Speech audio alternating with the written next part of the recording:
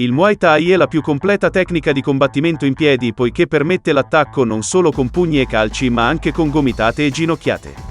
Con questo corso renderemo accessibile a tutti la tecnica, cominciando dalle basi in maniera semplice e comprensibile. Si consiglia la visione di ciascun video non prima di una settimana dal precedente, per avere il tempo necessario di ripetere i movimenti affinché diventino automatismi. Durante l'allenamento potrete inviare video e messaggi ai riferimenti in descrizione così che possiate ricevere suggerimenti ed indicazioni. Cominciamo! Buona visione!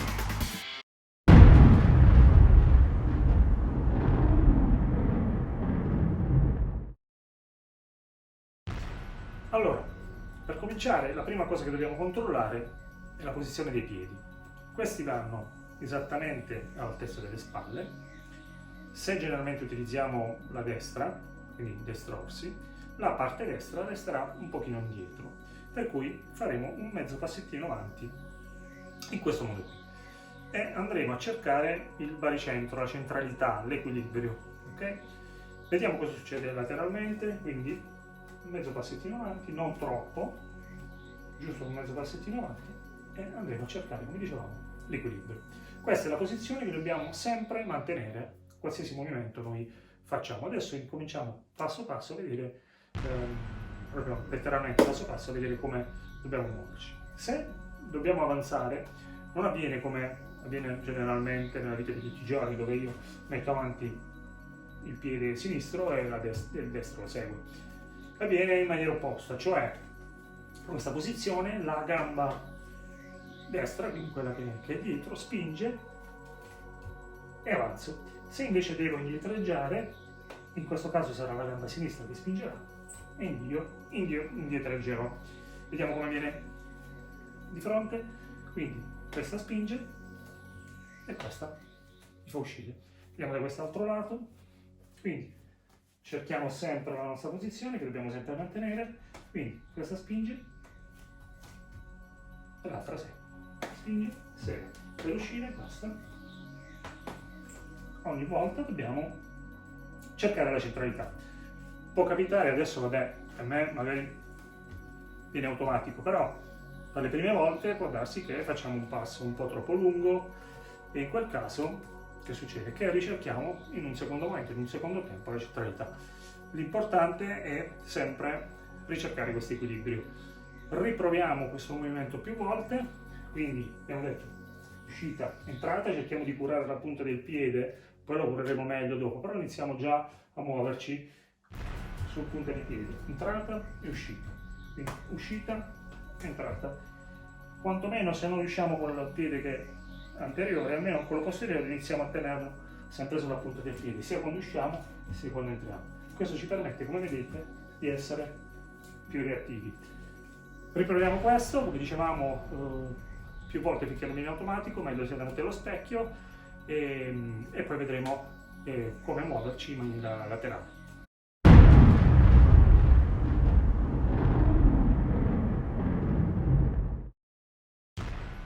Allora, abbiamo visto come muoverci avanti e dietro, vediamo lateralmente.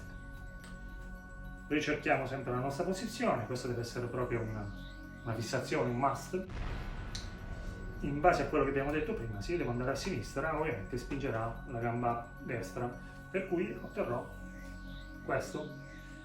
Se ovviamente devo andare a destra, spingerà la gamba sinistra e quindi ottengo questo e ricerco sempre la mia posizione. Quindi siamo in questa posizione qui, devo andare a sinistra, devo ritornare. Riproviamo entrambe le combinazioni, avanti e dietro, destra e sinistra, davanti allo specchio, però ovviamente nella vita reale l'avversario non è che si sposta su una scacchiera, per cui se dovesse spostarsi, e diciamo che dobbiamo sempre seguirlo col piede sinistro, quindi se dovesse spostarsi, che ne so, 45 gradi, che succede? Che il piede sinistro deve seguirlo in quella posizione, ma come abbiamo detto è l'altra gamba che spinge, per cui faremo questo e recupereremo la nostra posizione. Per tornare indietro, ovviamente in questo caso uscirò con la gamba sinistra, per cui ricercherò sempre la posizione. Ovviamente sempre anche in un secondo tempo, magari all'inizio, però cerchiamo sempre questa posizione di centralità riproviamo tutto per bene e poi aggiungeremo qualche altro elemento relativo alla parte superiore del corpo.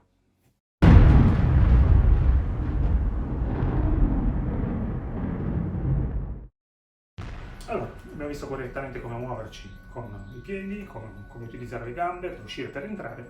Adesso vediamo come utilizzare il resto del corpo. E nella fattispecie la guardia. La guardia è la posizione migliore che ci permette di difenderci, ma anche di attaccare, perché se la guardia è corretta, l'attacco partirà corretto. Se la guardia è scomposta, non riusciremo a attaccare nel modo giusto. Piccola precisazione, la differenza della box, dove ci si aspetta colpi solo dalla cintola in su e solo con i pugni e quindi ci cerca di offrire il minor bersaglio possibile, qui i colpi in questa disciplina possono arrivare su tutto il corpo e possono arrivare anche ai calci, ginocchiate, eccetera. Quindi se dovesse per esempio arrivare un calcio, immaginiamo da questa direzione, il modo corretto per parare un calcio è esattamente questo. Perché? Perché io vado a mettere una protezione in questo modo in direzione della provenienza del calcio. Se fossi in una posizione laterale non avrei possibilità di bloccare. Quindi, prima di impostare la guardia dobbiamo capire quali sono i punti che dobbiamo proteggere. Il primo punto da proteggere è il mento, ovviamente. In che modo lo proteggiamo? Lato sinistro con la spalla, poi questa mano andrà in su, lato destro con la mano destra. Quindi, il secondo punto da proteggere sono i fianchi, per cui ovviamente se la posizione è questa, saranno protetti con i gomiti. La cosa importante è che quando l'avversario si avvicina è di chiudere per bene e al contempo di contrarre l'addome in modo tale da essere pronti a ricevere i colpi. Mettiamo insieme quello che abbiamo visto nella prima parte con questo, cosa otteniamo? Centralità, punta di piedi, possibilmente almeno col piede che è dietro. Allettiamo la nostra guardia, se dobbiamo avanzare otteniamo questo, se dobbiamo uscire otteniamo questo.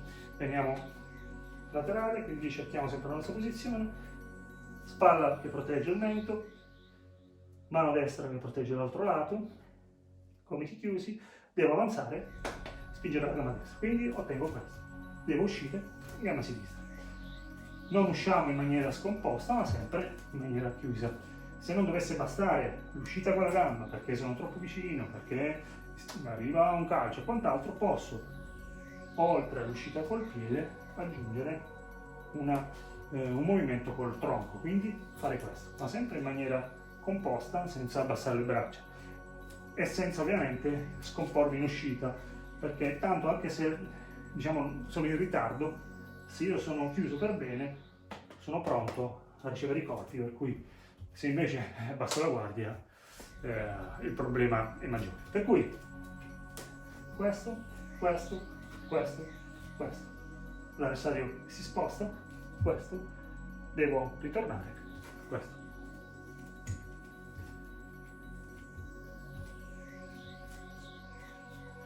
Riproviamo più volte, senza fretta, davanti allo specchio, perché questa è la base per poi far partire un buon attacco di pugni, di ginocchia, di gomiti, di calci, di tutto.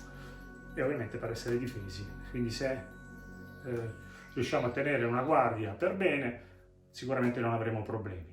Si vede spesso anche professionisti che combattono senza guardia, magari conducono tutto il match, poi prendono una, vanno a tappeto perché non hanno la guardia, quindi basta che vengano presi in uno dei punti vitali e finisce e la storia si chiude. Per cui riproviamo più volte davanti allo specchio. Non abbiate fretta di passare al video successivo, perché questa è la base per poi mettere tutto quello che andrà dopo. Alla prossima!